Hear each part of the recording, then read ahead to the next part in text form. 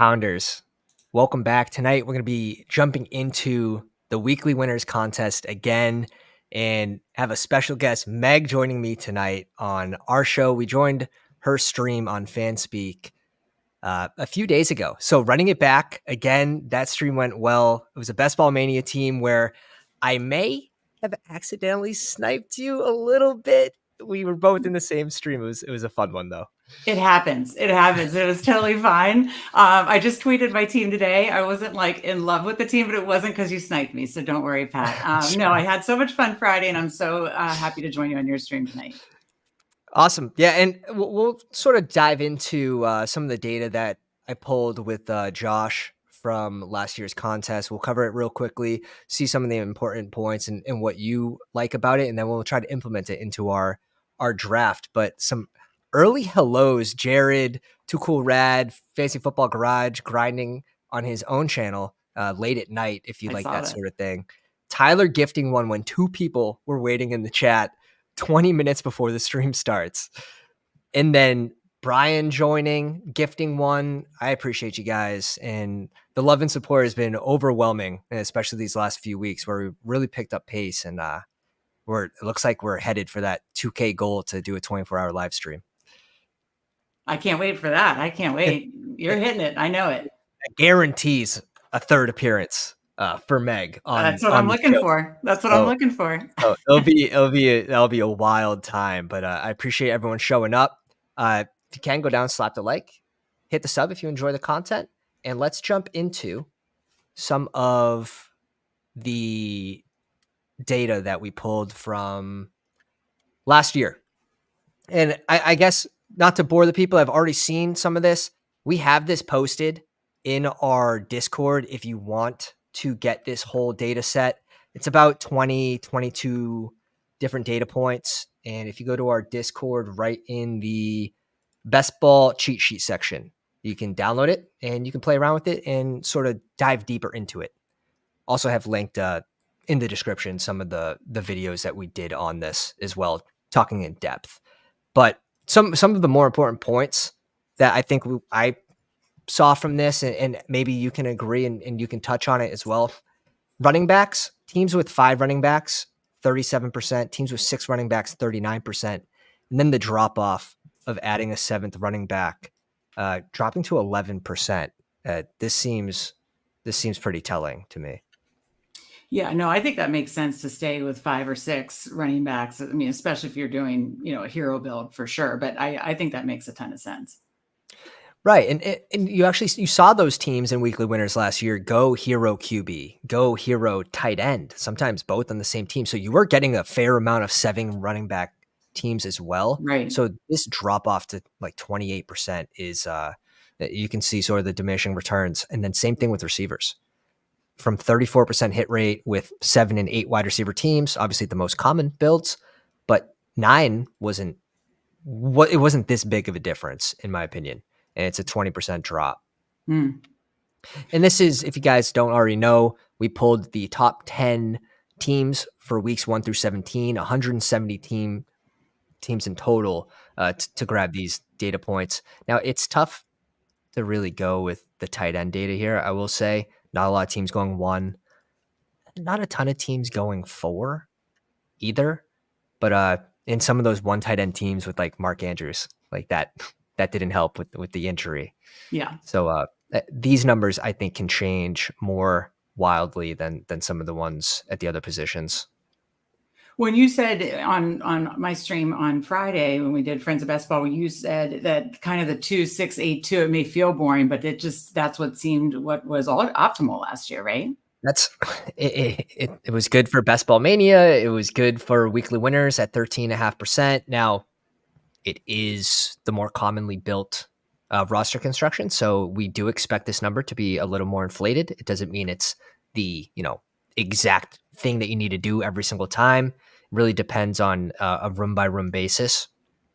But even like QB timing, like what QBs hit? Was it the QBs rounds 1 through 6, 7 through 11 with the middle tier, or 12 plus? And we saw Dak and we saw Tua really carry this number at 39% last year. And Well, and Brock Purdy was a late QB last year. That's right, in the 160s. Well, and Stroud too. I'm sure. Did he have a couple weeks? Yeah, yeah. So okay, It's yeah, it was actually surprising to, and it might have just been the timing of the weeks of those spike weeks that the middle QBs, I mean, carried by Dak and Lamb, obviously, and then like hmm player like Purdy, he was actually more.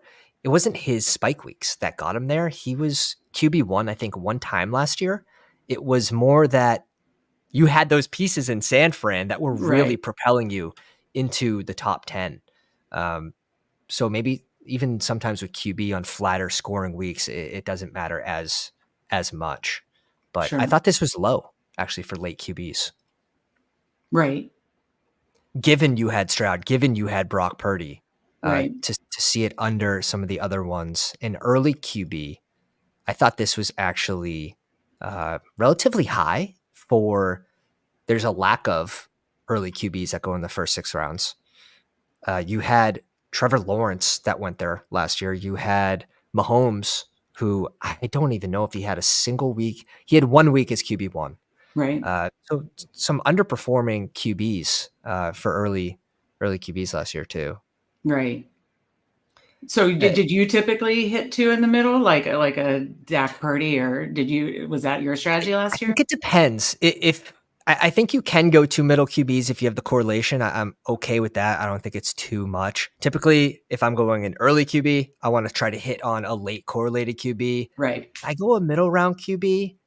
I sort of still want to do the same thing and try to right. find a later QB that's correlated, A but value. Mhm. yeah, maybe you have a bunch of Jags. Maybe you have Kirk and Ingram, and maybe you started with Debo. I'm not completely opposed to going T-Law and Purdy. And some of these rooms are relatively smart, and they'll stay away from those pocket passing QBs that they don't have pieces of. So they Right, do tend to fall in some of these rooms. right.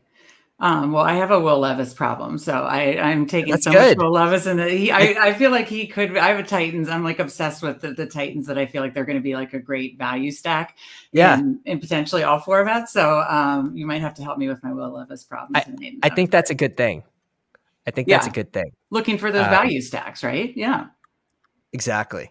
So I guess we'll go over like two last points before we jump in.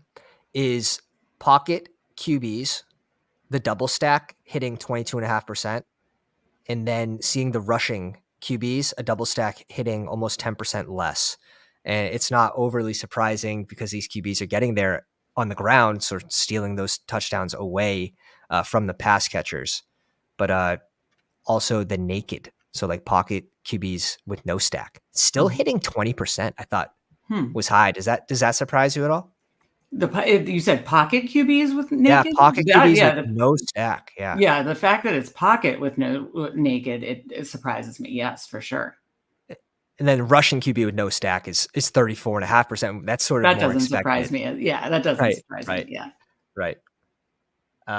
Let's do this. The last point that we'll touch on here is I just realized what that was. Some of the people will see that and they'll know. Running backs hitting the flex 60% of the time. Let me zoom in so everyone can see it. Running backs hitting the flex 60% of the time, and receivers hitting 31% in the flex. This was sort of mind blowing, especially when we went through and we individually went through like each team and said, okay, how many receivers did this team go through 5 rounds? How many of those receivers in those 5 rounds actually hit the lineup? And then Mhm. who was drafted in the flex? And at like what percent was the wide receiver filling the flex in the draft room? And it was relatively equal, but you see this 2-1 that the running back is hitting the Right. flex, and that's regardless if you're drafting receiver there or running back there. Well, I think on Underdog Fantasy, it does make a little sense to me just because, and I think of that, and I know Sam Sherman from ETR has done some data on this about, running backs hitting the flex more often Right. on Underdog than DraftKings because of the half point PPR and the no Right. bonuses and that kind of stuff. And so I think that makes sense when you're touchdown hunting, to get those RBs that are popping in for two touchdowns. I think that does like definitely checks out in my head and as to how that can work. Yeah. So does that make you try to target like the hero running Yeah. back or double hero running back more? Yeah, more of the double anchor or maybe modified double anchor like ETN and Pacheco, and then really leaning into hitting in that hitting in those like 0 RB tiers where like Warren goes. And then later, because you have the highest chance of actually getting a RB1 with an injury to a starter, whereas receivers in those ranges typically aren't going to move from wide receiver 2 to wide receiver 1. So it is Right. interesting. And then the spike weeks you're getting from running backs with that amount of work is it's overwhelming. Look where you're getting like some of the starting guys. Look where you're getting like Gus Edwards right now. And Right. should we say Right. Zeke? I've drafted some Zeke. He's going to be the goal line guy. It's crazy. It feels like a gross click, but I am also doing it. But Well, let's see. totally. As you're doing that, I was going to say, like, the one thing I keep thinking about as I'm doing drafts, and I don't know if I brought this up on your stream or maybe it was Neil's stream I did with him, but I love anytime touchdown market, like in the sports Okay. betting market. And I just think as I'm drafting these guys, what would their anytime touchdown be? Like on the first, I mean, obviously as injuries play in, it changes, but like, what would their anytime touchdown be in the market? And unfortunately, like Zeke's anytime touchdown number week 1 is probably going to be, I don't know, plus 160 or plus 140. Oh, that's too high. It's crazy. If you think about it like that, you're like, well, it's so interesting. And I actually do some of the same stuff with Underdog and looking at like their player props and then just being like, wow. I do it for dailies, and I just want to see like what these players are going at that go in like the first or second round versus like the last round, and sometimes it's like a difference of like 4 yards. But right. we get the 101. I swear Oh, this is not rigged. Shout I out was gonna to say this has been happening often lately, right? I know we're on a run in all different contests too, which is it's appreciated. But we got Frank here at the 10 spot join us. I don't recognize Love any it. other name. I think Andrew might be in with us. Is TD King Oh, in there? I thought is it? Oh no, I thought that was I don't TD King see in the TDK. middle. Oh, I Okay. see. CMC? You good with CMC at I 1? am very good with CMC at 1. He got his contract today or an extension today. So yeah, let's Perfect. go. I'm actually gonna be checking my weekly winners expos. I'm curious on specific contest exposures as well. Christian McCaffrey. This is their $10. Yeah, this is my first share of CMC in weekly Oh, and winners. weekly So winners? yeah, Nice. so I am the victim, officially the victim here of bad variance. How many weekly winners are you going to dive into? Is this a contest that you've been enjoying, or are you going to be waiting to draft? What's been your strategy with this contest? With weekly winners, I haven't done many yet. I am probably going to just do a handful compared relative to what the other ones I'm going to do. I love that, Underdog now has beyond the BBM and the standard contest. We now have, weekly winners, the sprint and the eliminator. So I'm trying to decide how I'm dividing that up. I really like the sprint, which I did stream on Friday too for that. And I think it leans into my strengths about just like really focusing on getting that good advance rate, really focusing on core lane team. So I think I'll have the most of the sprint, and then I'm probably going to have the least of the eliminator. And then I'd say somewhere in the middle for weekly winners and the marathon. It's so interesting because you have so many different contests, and you kind of have to like pick your lanes and decide how much you want in each. And and there's a different edge in each of them. And I think it's interesting that, when the contest opened, at least for all of them, the ADPs were the BBM ADPs. And obviously those don't curtail great to each contest. So you were able to get maybe some players that you were fading in one contest at a price that you don't mind in another. So using those contests to sort of leverage your own takes is interesting. I like that. I like that you can leverage your own like player takes. I like that you can leverage your own strategies because I mean, Andrew is part of the Fantasydog team in chat, and he knows that I'm like a 3 QB girl in the BBM streets. I'm a 3 QB girl. have my reasons for it. And, maybe it's a success bias because my BBM3 finals team wouldn't have made it to the playoffs, let alone the finals, without 3 QBs. Without the third QB? Yeah, because it was the year Dak got injured, and so he missed the Oh, first 6 damn. weeks. But he Okay. just missed Yeah. 6 weeks, and then he came back and went nuts. And Yeah. anyways, That's and awesome. it was ironically Carson Wentz, a total homer Washington pick, that got me 2 spike weeks, like in the first 4 weeks, that helped propel whatever crazy. That's But wild. It's so fun. I see how it works, and I like the whole 3 stacks, to try to get me through the Mm, playoffs and that kind of stuff. That's my mhm, personal stand, right? But in this and in the sprint and in the marathon, I'm leaning more into 2 QB. So I like how you can also mm. lean into different player takes and lean into different strategy Yeah. stands too. And that's perfect. If you're already thinking to that level, you're already ahead of probably 90% of drafters. I hope so. Especially happy June, by the way. Like it's been badgeless city as of late in some of these rooms. Right, right. I will say, if you don't have the badge yet and you're watching content, the badgeless that don't watch content are like the ones that you have to worry about. They're like, all right, Uh-huh. what's this guy gonna do? Is he gonna go Derrick Henry and Achan at 12-13?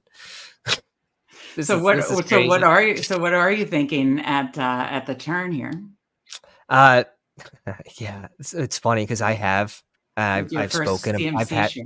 I've spoken about this with Achan that I would have him at the 1-2 turn over here, for 12. So that's funny to actually see him go there. Yeah, Curious. Yeah, his ADP is still 17, which in my opinion he shouldn't be going later than 13. right. Here, I mean, are we gonna get Drake London? Because Wow, that's quite a fall. I I love mean, for gifts. comparative to what we're used to, yeah. I I love mean, gifts. Yeah, no. yeah, that's amazing. Let's are you okay with the following Olave 4 picks? That's fine. I don't usually take Olave, so that's Okay. fun to do something different, like you said. Saints What new about offensive coordinator. what about a little double tap here with Olave and Waddle? Yeah, I mean, I think the Dolphins offense is a ceiling type offense that you want to Yeah. target. So, yep. So we'll just grab a piece of it, and who knows if you get an injury to Hill, and now you're leveraging like 1/12 of the teams in the player pool basically, because Right. Waddle would be, oh my god, he would go to the moon if there was an Right. injury to Hill. It'd be Right, insane. and that's what's about weekly winners. It's like you're not talking even season. You're talking even if Hill's out 1 or 2 weeks. You know what I mean? And you have that Right. opportunity for this massive spike week for Waddle. So yeah, I Right. like that. I like that a lot. Who else was there? Mike Evans was there. He's obviously a big spike week guy, but there's something about weekly winners, and we don't know where the ADPs are going to officially end by the time this contest fills because it's so big. Um, there is some appeal to me of just like not grabbing the next guy in line at ADP if it gets you even 10% more different. I think that matters. Just being more different, especially earlier on too. You don't have to force anything. Like here, we take a Right. falling value Right. and then we don't go next best based on ADP. And I Sure. think those two things will actually combine, and it'll be more rare than people think. Right. No, that makes a ton of sense. Um, yeah, I'm trying to watch the ADPs, because like you said, it is so fascinating how different they are in these different contests.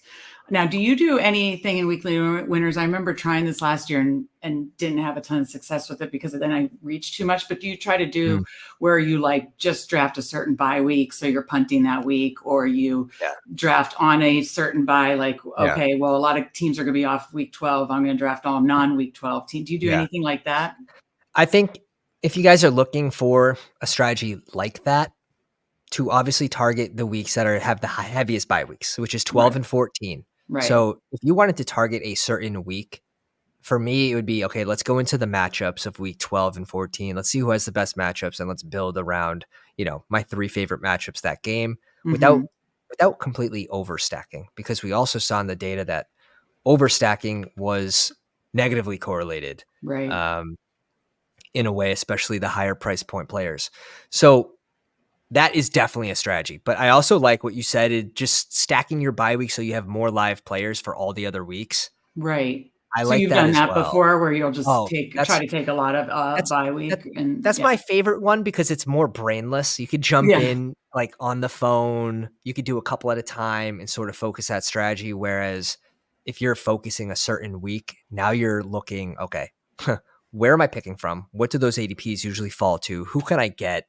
Who do I need to try to push?" Like, it becomes a little more advanced, Right, right. and not everyone wants to like, put that much effort in, right? Yeah, that's what I was struggled with last year. I would try different strategies and then I was like, I feel like I'm reaching too much just to, Mhm. just to achieve this strategy. Oh, And definitely, and then I, definitely. was leaving a lot of value on the table. Definitely. So you shouldn't be forcing it. Like, if we were to do like just by week 9, that would be a tough one. But if we were to do just by week 12, Mhm. um, you would be reaching over tiers, and that's where I have a problem with Right. it.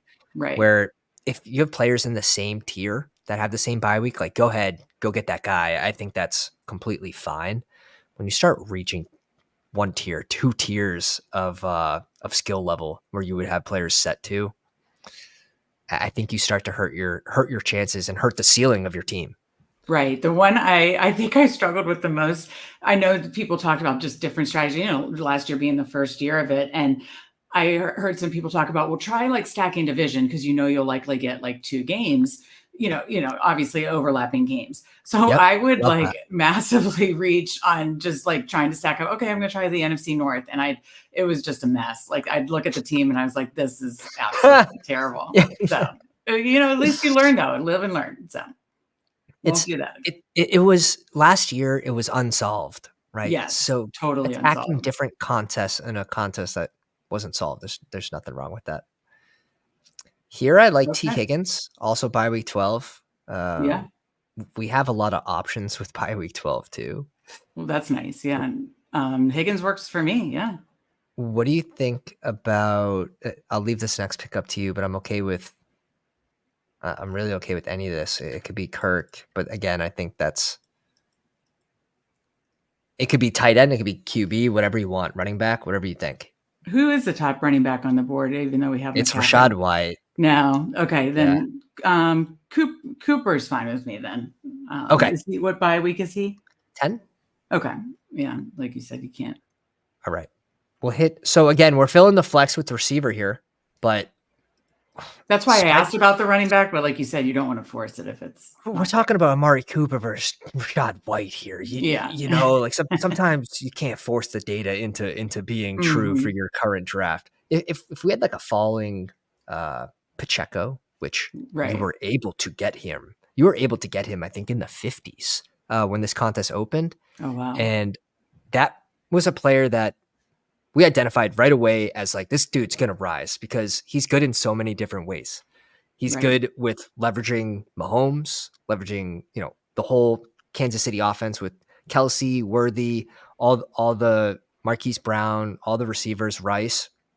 So like hitting those weeks where it's not a Mahomes week, it's 2 touchdowns in on the ground, and having that piece, again, it leverages the whole KC offense, which is nice. Right. No, that makes a ton of sense. It's like those elite QB or those elite running backs or those running backs that are in offenses with elite QBs, I should say. I love targeting. I love targeting those running backs. Right. I have a soft spot there. I was going to say, did you see in the data was there any negative correlation to doing the like quarterback, running back, receiver, like, Yeah. multiple pieces from multiple? Okay. So you Yeah. really wanted it to be quarterback, receiver, quarterback, tight end. Yes. Okay. So there you go. Yeah. Even with the pocket QB. So like this is Miami teams. Like these Right. 5 Right. like weeks. It's totally Miami. Running Yeah. back, receiver. This is Miami with Mostert, Achane, and Hill. Yep. Running back, tight end, very low. QB, running back, wide receiver, still very low, and that's with the pocket QB. So QB tight end, almost 9%. QB wide receiver, 34%. It's Sure. like you're seeing that overstacking. QB wide receiver, just adding an extra. Mm. It, it, which like this might surprise a lot of people, and maybe you get a slight bump from this, but I wouldn't expect to see it more than like 7% next year. I think that'd be a surprise to me. It's like Right. overstacking is negatively correlated because you're trying to consume all the touchdowns from that one game, and pair it with, players from every single other game. So, right. and then it's even more negatively correlated. Like there was no rushing QB that hit on QB wide receiver.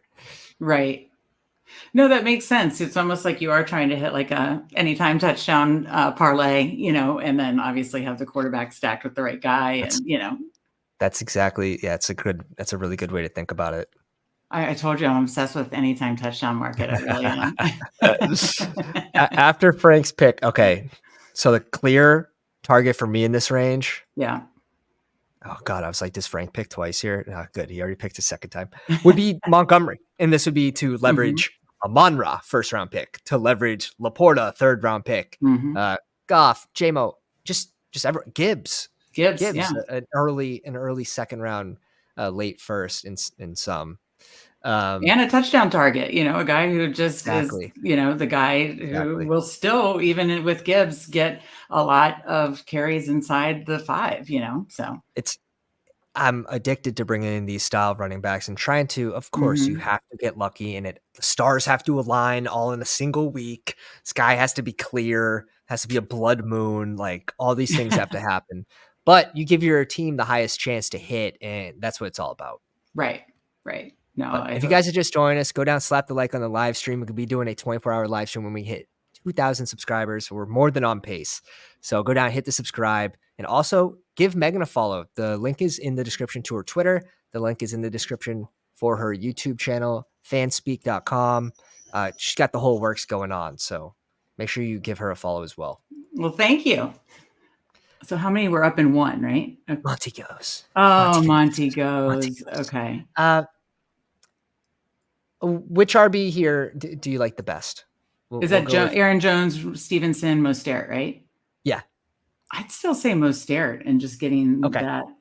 Or do you not like? Oh no, because we have Waddle. We have Waddle. I think it's one of the offenses you could do it. Yeah, I'll let you decide. 6 by week 6. Okay, we have one with by week 6. That's fine. Okay, then do Aaron Jones. We can go Aaron Jones.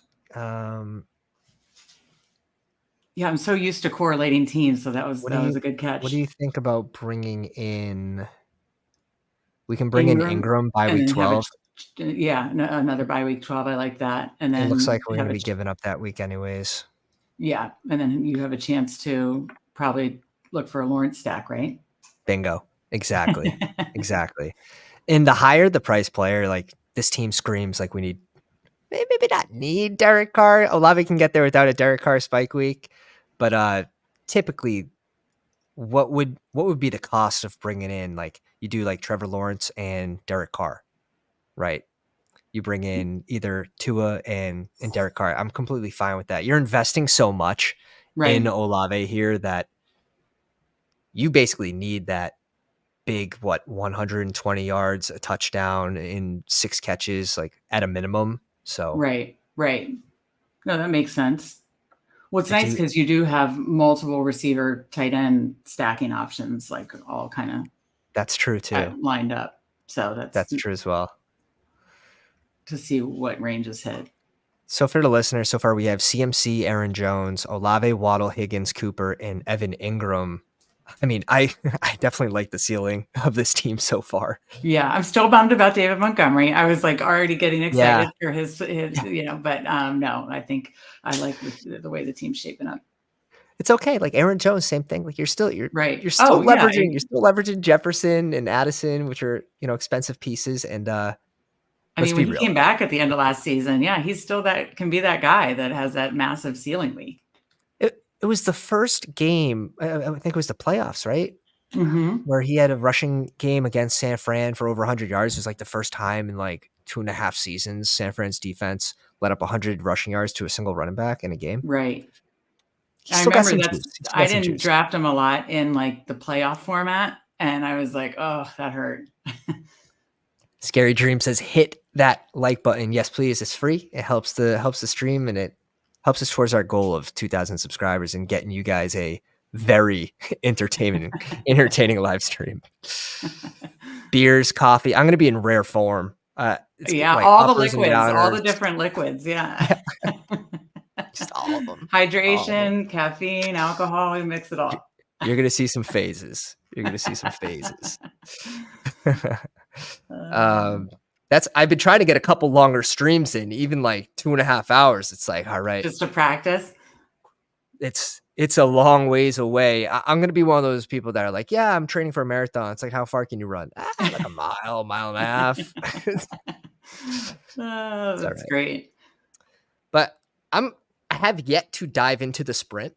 And part of the reason is I want to get a little more data on strength of schedule and compile it for those 3 playoff weeks before I dive fully into it, especially at 50 a pop. Like those. Yeah, woo, yeah, exactly. Woo, No, you want to be sure. Let's go quick. Well, I have 2 charts on fanspeak.com. If you go to the Bestball, our Bestball headquarters, and I have like different hubs of, type of articles we do. And that's all those articles are free. We do about, 2 to 4 new articles a week between my brother and I. And I did 2 on the different kind of angles of the playoffs. And no, I'm not trying to be a weather girl 6 months in advance, but I did a chart that, highlighted the dome games and also highlighted in yellow the games in California and Florida, because we really cannot predict the weather anywhere else. But the one thing we can say is outside of like a monsoon rainstorm in California or Florida, we should be looking at decent weather there, and then the dome game. So I have that chart, and then I have a chart on the look ahead totals, which again is going to be obviously different based on like injuries and what we're looking at when that comes. But it's just still good to look at like a look ahead total to just keep in mind what Vegas thinks right now could be potential shootouts. So I recommend checking out those 2 articles and those 2 charts. And that's how I've been kind of gathering my list of my favorite playoff teams.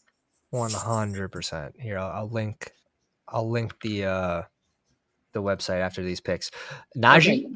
Oh, love Najee. Love Najee. Yeah. And then can we can get T-Law to come back to us, I think. Okay. So you don't need to take him here. Completely up to you with this next pick. Who's under? I'm trying to see the other receivers. This is not a receiver range that I love. I do love Tony Pollard, but I don't know if you want to go that heavy on running back early. Just again, it's like liking the Tennessee offense, but I don't know if it's up to you. Tight end. Okay. Well, interesting. I don't mind Tony Pollard here. I mean, then you're kind of feel really good about potentially running back hitting your flex, too, with very good, really, really solid running backs. Let's lean into these 4, and then I think and then we can bring in 1 or 2 very, very late. You don't need 2, but what's the opportunity cost of maybe a 6th running back versus are we going to need 3 QBs, 2 QBs? Right. So we'll definitely have, I think, a luxury pick with this team because this is still very strong. Right. No, I like that. Sorry if my Titans obsession has started already. We're getting a little bit of bias here, so Levis is still interesting to me late, not for our team, but I like him as a late flyer, even in weekly winners, because there's so much unknown. And then they go ahead, they get him Ridley. They go ahead, they even bring in a piece like Boyd. They bring in a piece like Tony Pollard. It seems like this could be an offense that is getting some first downs at a relatively cheap price too. They drafted an offensive lineman in the top 10 picks. Right. Top 10 in the top 10. They, have an offensive minded coach coming from the Bengals system. I mean, the Brian Callahan effect.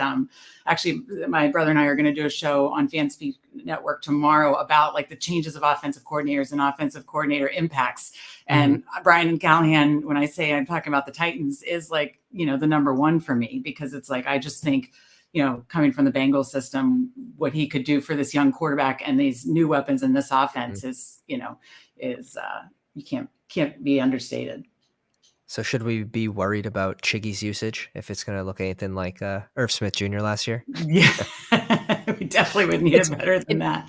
Is Irv Smith Jr.'s production or lack of from last year affecting Gesicki this year? Or is it really like, are people worried about the rookie?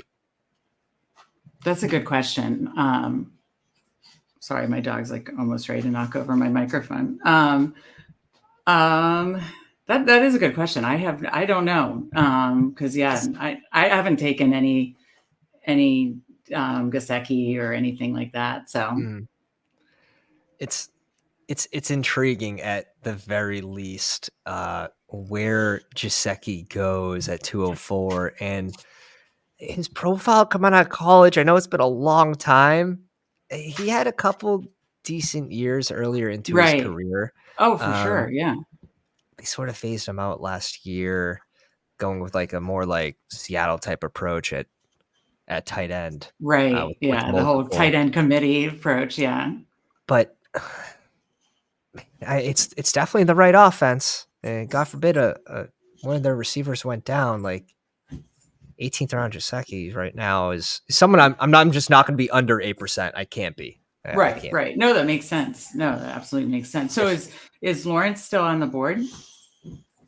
Yes, yeah, Okay. he falls like directly to Around our that pick ADP. number. It's just so tough to like. We can't reach 20 picks here. You're losing out on a ninth rounder. Sure, you're gaining a Right. 10th, but like if Brian Robinson's gone, basically, if you wanted a running back, you're trading Tony Pollard for Blake Corum. Right. Right. Sort of tough, but we'll see. There's still two QBs on the board. We have Tua sort of padding him, and we're coming up on. Oh no, the Hill team drafted Dobbs. So Oh, interesting. Okay. So they didn't take. They had already taken two quarterbacks. Looks oh, like. there it is. Lawrence just Oh, went. the naked Trevor Lawrence. Oh, and they have Burrow already too.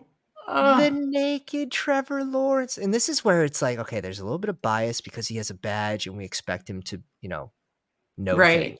things. Sometimes they just don't. So what do you think? Is this? I Tua's actually fine. can't see. Are we in Tua's range? I'm okay with Tua. Okay. Yeah. I mean, I think when Waddle, like you Auto said, pick. Oh my god. I like Tua.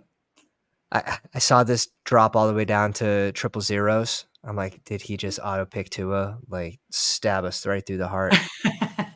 What do you think about Shakir? He could be a bring back in a couple of those games. Yeah, no, I like Shakir a lot. Okay. We were just talking about this they were talking about this on the Fan Speak show today about this guy could be the wide receiver one. I mean, I know Kincaid will probably get like kind of operate as that like almost Kelsey role and get a ton of targets, but we don't know. Mhm. I mean, I like Keon Coleman. I like him as a red zone threat, but we don't know Yeah. what he's going to be yet. We know that Shakir and Josh Allen have that connection, so I like Shakir a lot. I've moved him up my ranks for It's sure. it's it's that part of the year where you're like, "Oh Yeah, shit, what if yeah, it's the guy that goes later?" Let's quick right. steam him up. It's Right, right. God. I do think there is a chance. I mean, just based on coach speak alone, like Shakir could have a decent role in this offense, and Yeah. Yeah. it's it's tough to know at this point with offenses like this, but I do know I want to be again, it's another player like I want to be at 8% of in an offense like Buffalo. Sure. Absolutely. Yeah.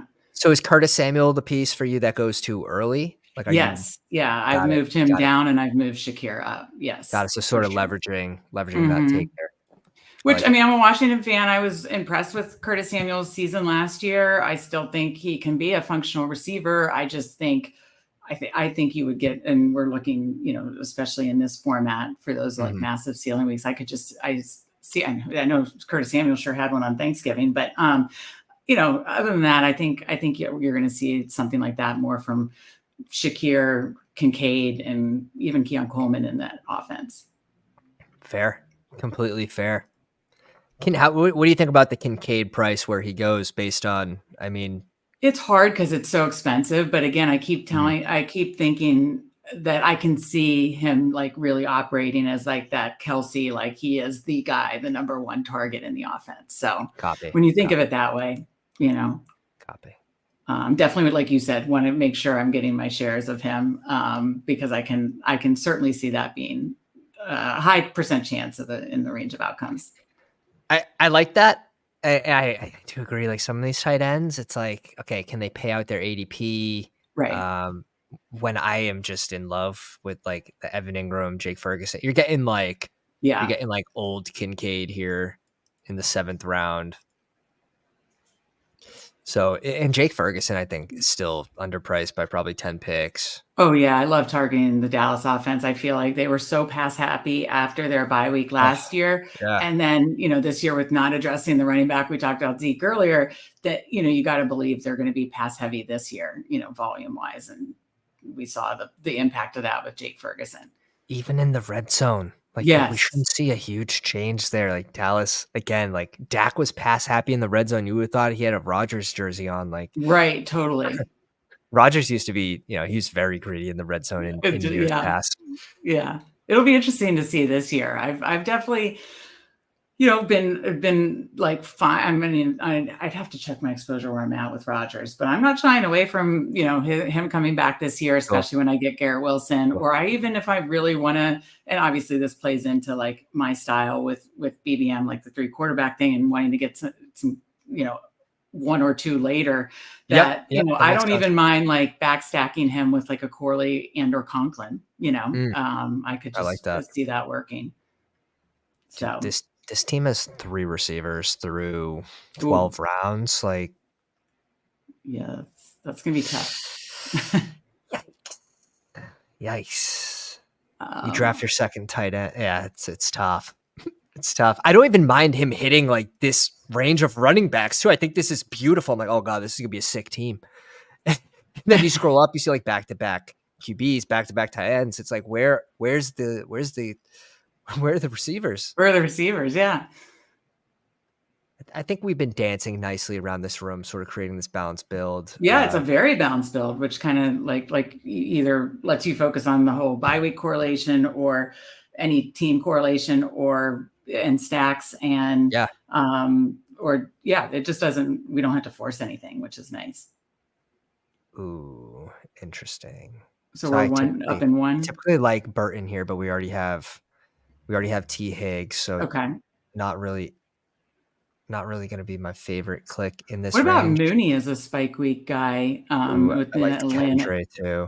in the I like Atlanta? Yeah. I like these 2. Are Was you it okay with Roman these? Wilson? Yeah, Roman Wilson? Love Roman Wilson. Yeah, I Okay. think he's going to slide right into that Deontay role. And I think I they do have an upgrade with Russ. So I think people want to yeah, poo-poo that, but Russ is going to be an upgrade from Kenny Pickett. So and I do worry about Josh Downs, right? Like, how heavily tied if you get a Josh Downs spike week, is that to an Averett spike AR, week? yeah, So I like this where okay, you know, Mooney can leverage. He can leverage the Londons, the Bijan, the Pitts even, and like Kirk Cousins. You can still get a higher spike week from 2 in that same week. right, right. No, I like those two receivers a lot right there. They're I think Mooney is like a spike week guy, and then Roman Wilson. I just love his role in that offense and for where you're getting him. Oh, insane, insane. There's another strategy that I don't think we've really even brought up yet today, and I don't even think I've really mentioned it too much in the past. And it's stacking prototype players that might be discounted because of either potential injury or potential suspension, and really Hmm. getting like week, 8 on, but with a super team is what you're trying to Ah, create I with like see. Chubb, with like Rice, with Brooks. Maybe more rookies are going to have a Yeah. role later in the end of the season. Those teams are also very fun. And you, you look That at your makes sense. You're squad, kinda like punting the beginning of the season and you're saying punting for an advantage on in the later back in the weeks. season. Yeah. Yeah. And those are fun. It's just tougher to also pair with the same bye weeks and Right, stuff. right. So you sort of have to close your eyes and just hope you hit one of those weeks with maybe like 16 players live. Right, right. So what is our build now? It's 1471. 1471. Nice. Okay. So a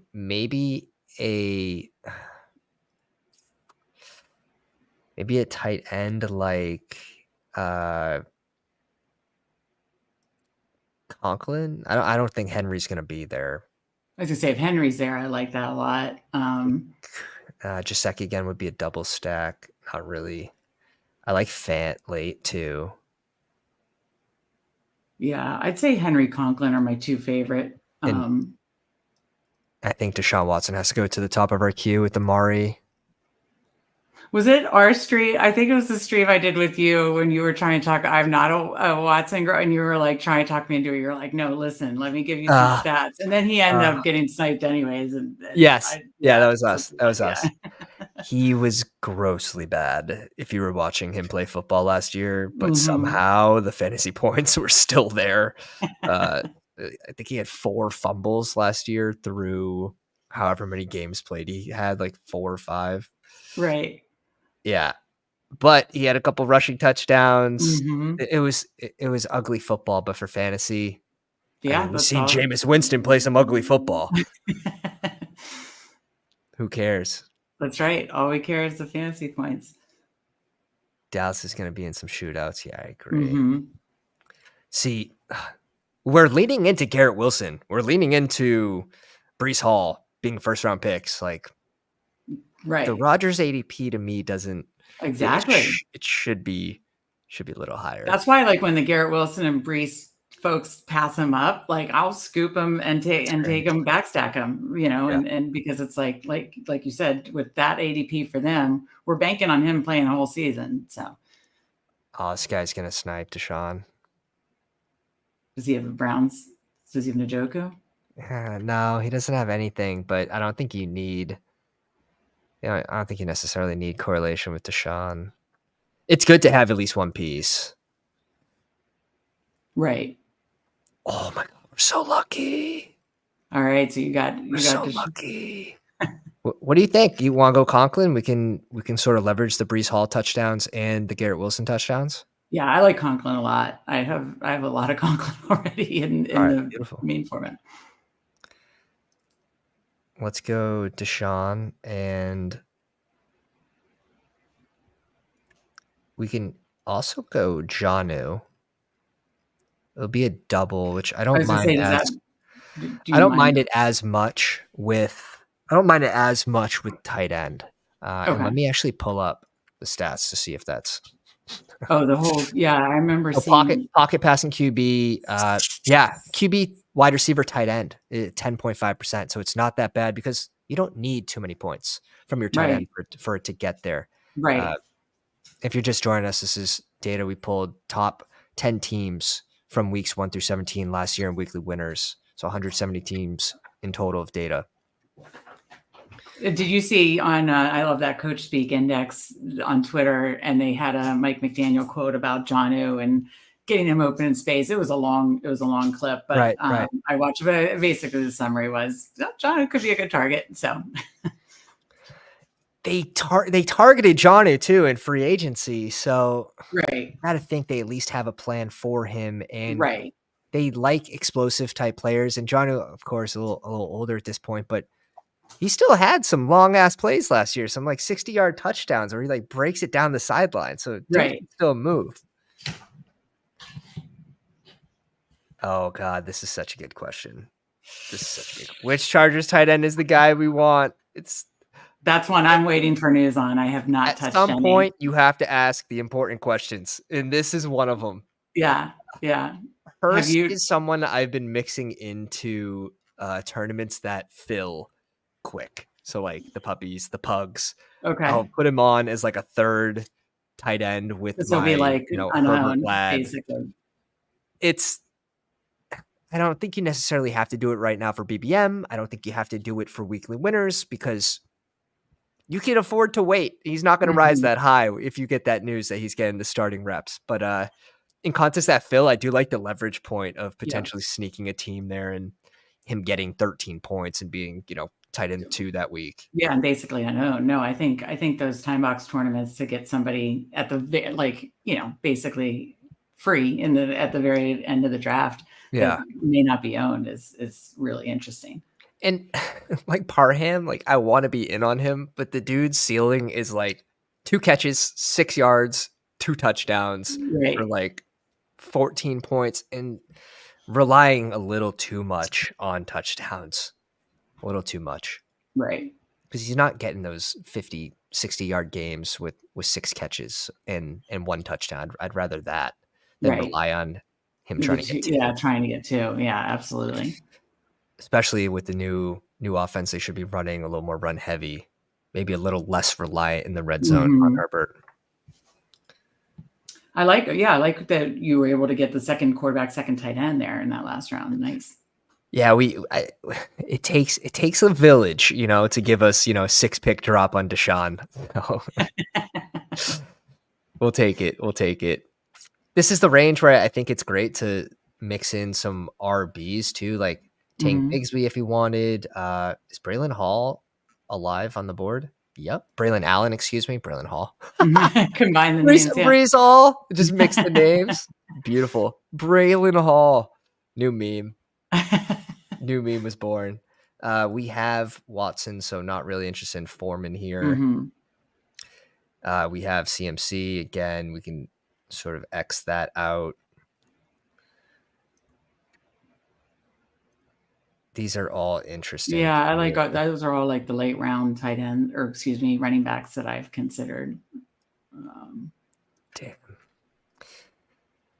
Who I do we was have at early in the season clicking Keaton Mitchell, but then I think there was some concerning stuff about like just when is he going to come back and be.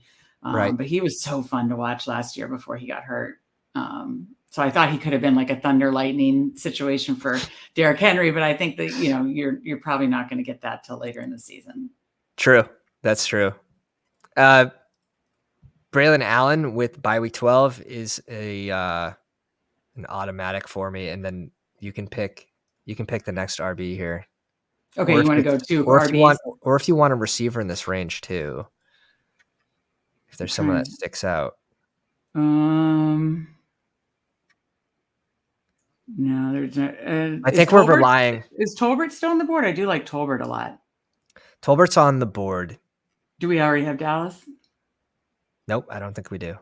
I mean, just getting access to that Dallas offense would be what I'd do. Again, if there's an injury to Cooks or Lamb, we don't want that. But if there's an injury, he could step into a more prominent role. I like it. Tell a story. Tell a story. That's right. I think we're going to have a luxury pick at the end here. I think we can lean into these two tight ends and be okay with it. Mm-hmm. I think we're relying on flex at running back, starting Right. 3 of, and we can grab one more, 3 of the 6, and then grabbing, starting 3 of these 8 receivers. Yeah, I like that. I like that a lot. So when you get these early receivers, leaning into that early depth is something I try to do, especially in weekly winners, more than BBM, where you're just looking for that 1 week to hit a ceiling on these guys versus BBM, like you're looking for that higher median score right from week to week. This year, just going full ceiling. Yeah, you really do have to change that mindset. Yeah. Najee may be a little more speculative this year with like shaving some weight, potentially a couple more explosive plays we're hoping. Right. That's the story we're telling. Well, and a 7-pick drop too is nice as well. We'll take it. I was just thinking that Arthur Smith offense, I just think, and I just think he was the one getting the more around the goal line too. So again, like, I just think he's the one where you're touchdown hunting, could get, a 2 touchdown week. He had some of those. So yeah, I like that, especially at falling value. Big time. Yeah. And Arthur Smith's time at Tennessee too, like leaned very heavy into Derrick Henry. Yeah. In a fun game. So especially where the QB might be a little shaky this year. Maybe we'll see 2 QBs at some point in Pittsburgh. But Najee, Warren, I do think it's interesting how close Warren goes to Najee. Mm-hmm. Who have you taken more of in like the regular format BBM and other contests? For me, it's Najee. I don't really. It's been Najee for me. I don't think it's that close. Mm-hmm. Yeah, I don't either. That's why I'm so surprised that their ADP has always been so close. Like Warren goes before, I believe, James Conner. Which doesn't make sense either. Maybe not in weekly winners, but let me check BBM. Mm-hmm. It's getting weird. it's getting weird. Yeah, Connor goes at 92 and Warren goes at 90 in BBM. Like I can't get there. Right. Yeah. No, I like Najee. Again, I think he showed last year that he is going to be the one that's getting the around the goal line carries, more of the volume, overall volume. He kind of, especially towards the end of the season when they were trying to clinch the playoffs, and in the playoffs has that workhorse role. And Connor misses 3 games at least every year. 100%. 100%. There's no argument, but I think that's baked in. And yeah. I would rather 14 games from a starter than 17 games from a backup. Right. Definitely. Who's your click here? Probably CEH. Because wait, do we have Pacheco in this one? No, we don't. Okay. I was gonna say, because if Pacheco misses any time right now, he would be the starter. He would fill into the starting role in KC. So. It's gross. It's gross. So but true. With the last pick, again, just telling a story, even if, again, you're not even saying maybe a lot of time, but say Pacheco misses 2 weeks or something like that. That's it. That's it. That is what I love about weekly winners. You can really tell a story about what would happen in particular. It's gross, and sometimes that story is it's a bedtime story, but it works. It works. Frank in the 10 spot, sort of leaning in what we covered early in the stream, is going an early elite and then just waiting on your next QB, trying to find someone that can spike, and you're getting the first 16 rounds players leaning into just Lamar. Yep. White, Connor, Spears, Chase Brown, and Ray Davis. I like the RB backfield. I like that. Even if I probably won't have White, if I was going to rank him, he'd probably be closer to like 70, I'd say, in this contest, but 63 is not bad. Right. Puka, Garrett Wilson, Zay Flowers, Hollywood, J-Mo, Rashid Shaheed, Marvin Mims. Yeah, you're going for the ceiling here, which is nice. These prototypes here in J-Mo, Hollywood, Shaheed, and Mims is just very, very fun. Yeah, massive spike week potential. And then 3 late tight ends, which I like that strategy as well. And he got Jonnu, right? Yeah. Yeah, he did. We talked about, yeah. He did. Pairing A.T. Perry super late with Derek Carr, so sort of leveraging and Shaheed. Okay, and yeah, he's got Shaheed. That's the more important. Sort of leveraging our Olave team right there, Frank. Of course you are. Of course you are. He targets us in some way every time. And for the listeners, we finish with Tua and Deshaun, CMC, Aaron Jones, Najee Harris, Tony Pollard, Braylon Allen, CEH, with Olave, Waddle, Higgins, Cooper. So really leaning into 2 of these 3 hitting that big week, and then one of Khalil Shakir, Darnell Mooney, Roman Wilson, Tolbert, with Ingram and Conklin. Same bye weeks, a lot of bye week 12s. 1, 2, 3, 4, 5, 6, 7. So just 7 players. Bye week 12, yeah. And then obviously we're bye week 6, we have 2 early. And then bye week 10. Bye week 10, we're live. We only have 2 people on bye week 10. Okay. So kind of just more like 6 and 12, but mainly 12. Yeah. Okay. That's good. That sounds good. That's great. I like that team. Yeah, that was a lot of fun. I'm curious. Let me just see. I'm taking a risk here. We're checking out the first team I drafted in week 1. I don't know if it's a stream draft or not. Is this your 24th team? Is that what it? This is my first team of the 24. Okay. Oh, this is the first team of the 24. Okay. This is, I believe, before ADP settled. Allen and Kirk with Pacheco at 39. Walker, Cook, Algier, Rashawn, and Tank with Puka, London, Hopkins, Curtis Samuel, Lockett, Burton, Zay Jones, and Malik Washington. Again, like Miami, like that's fun to know you're going to get 2 games against Miami, right? At some point, and then Ingram and Goddard. Nothing sexy about it, but I like that team though. Sometimes it's fun to look back into those teams and sort of see if you fell into any real goodies. But Meg, anything for the people before we take off?